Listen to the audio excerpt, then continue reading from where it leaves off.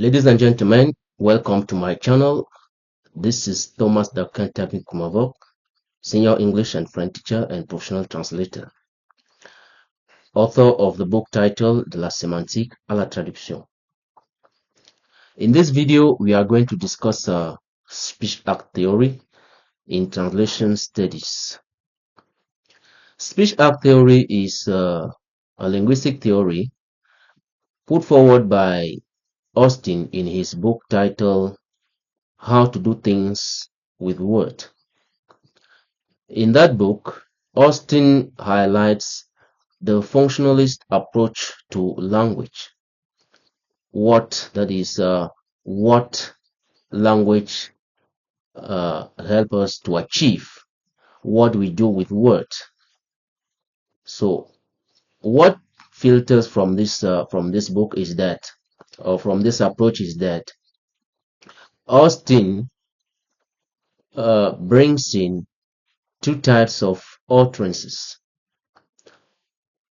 constitutive utterances, or in short, constitutive, and performatives or performative utterances. Constitutive utterances denote a factual statement. That means the fact that we produce utterances which describe. Our utterances may describe. We may need to describe something. We may need to inform. We may need to assert. This is what he calls constitutive. And performatives are these utterances whereby we perform an action by saying that action. That is, when we say something, we are doing what we are saying. For instance, I now pronounce you husband and wife. This means before you just had your girlfriend, you just had your fiancé, and now you are getting married. I pronounce you husband and wife. This is a performative utterance. Another example will include, I order you to read your notes. That is, I am giving you the order to read your notes. Now, what is interesting with this, speech act theory is that, be it constitutive utterances, that means utterances whereby we assert, we provide information, we describe, and so on and so forth. Be it constitutive utterances, be it performative utterances. All of these are performative. That means even constitutive utterances are performative, because what the action that they do are actually stand out as action that are performed. So if we describe, that means the action of the fact that we describe make this action a performative action. So, and Austin arrived at the same conclusion by saying that there is no distinction, there's no clear distinction between constitutive utterances and performative utterances, because what constitutive do is actually the fact that they perform an action. So if we are asserting something, that means we perform the action of asserting, and therefore that action, that the utterance that we are voicing falls under performative. So that is the first point that we have to point out. That is, constitutive utterances fall under performative, because the action that they perform makes them become performative utterances. Austin expands his theory by distinguishing three types of action. That means he breaks down the performatives into three acts.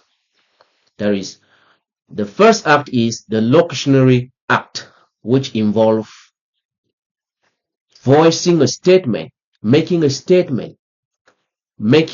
an utterance. That is the locutionary act, the fact that the speaker produces an utterance. Then we have the illocutionary act, which is the act being done, that is the action that is being carried out. And this illocutionary act pertains to the functionalist approach to language.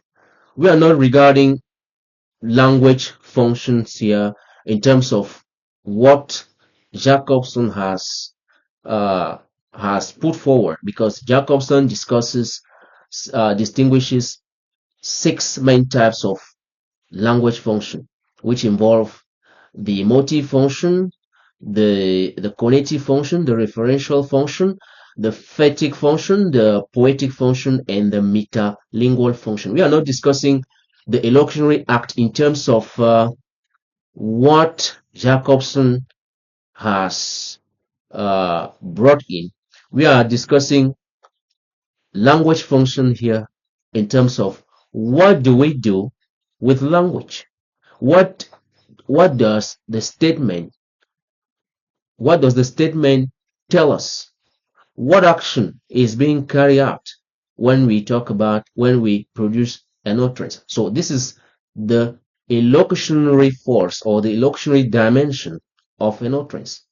Then the third act, which is performed under performative as per Austin philosophy of language, is the perlocutionary force of the utterance. That is the act which the response which the speaker is trying to elicit from the hearer or the receiver. That is, the speaker may, for instance, want to elicit a certain action from the receiver, for instance, get their satisfaction, convince them, or make them be happy. This is the perlocutionary dimension of that is the perlocutionary dimension of performatives. That said, to what extent, if we ask this question, to what extent is the speech act theory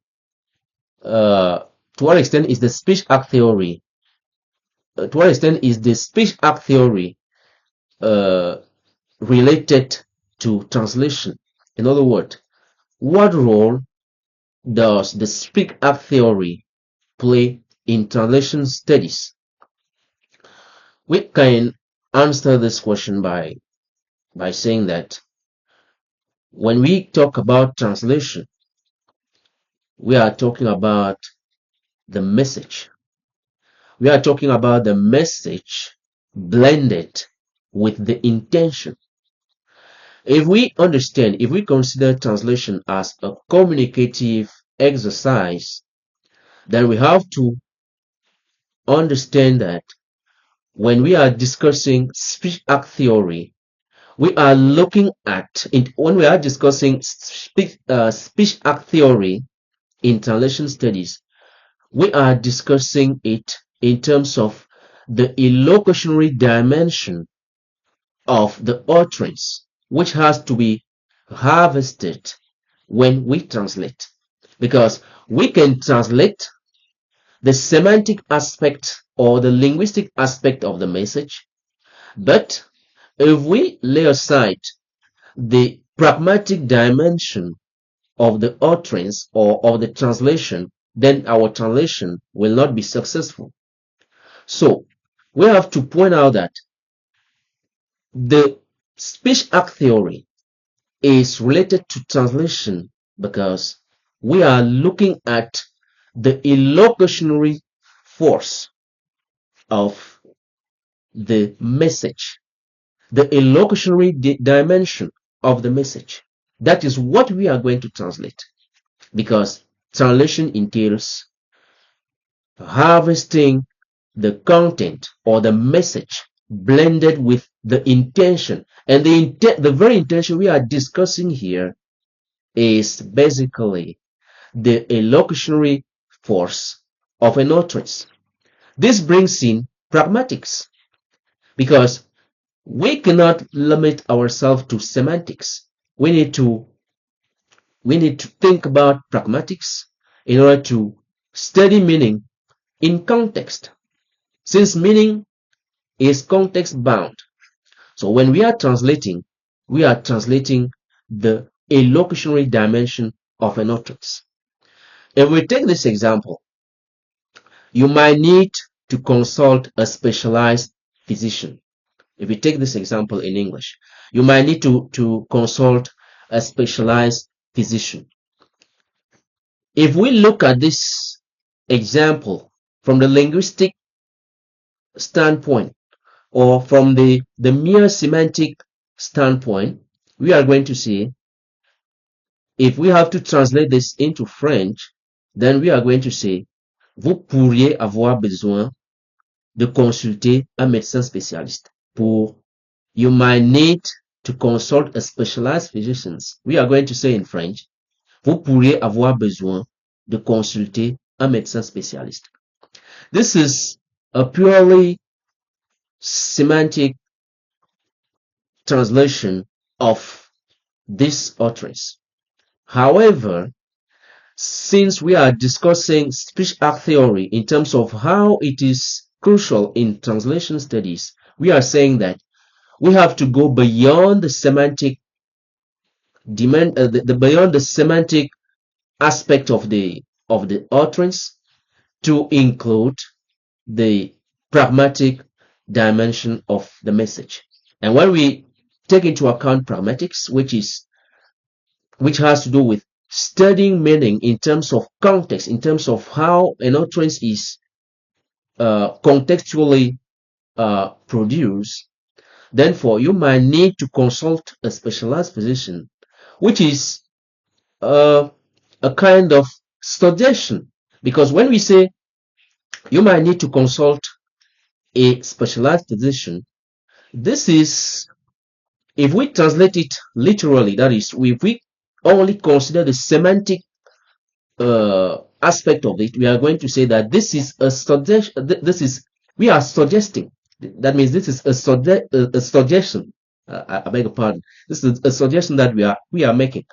But in reality, this suggestion is, we are actually giving an advice. This statement actually denote an advice. That is why in French, we are going to say, je vous conseille vivement de consulter un médecin spécialiste. Je vous conseille vivement de consulter un médecin spécialiste. This is the pragmatic dimension of this message. So, in a nutshell, what we have to understand here is that we are translating, that what we have to understand here is that Austin philosophy of language is pretty much important in translation studies, because we are translating the illocutionary dimension of the message. Because when we talk about the communicative intent, we are actually referring to that illocutionary force of a message, which means that translation goes beyond translation goes beyond the linguistic and the purely semantic aspect of discourse.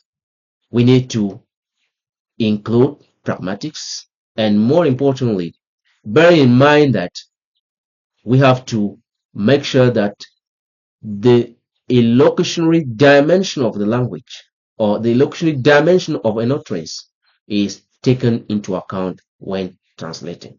That is what we can say about the speech act theory in relation to translation studies. I hope you will enjoy the video, and please make sure you subscribe and share. If you have any comment, please please share those comments so that we can expand the discussion. Thank you for watching.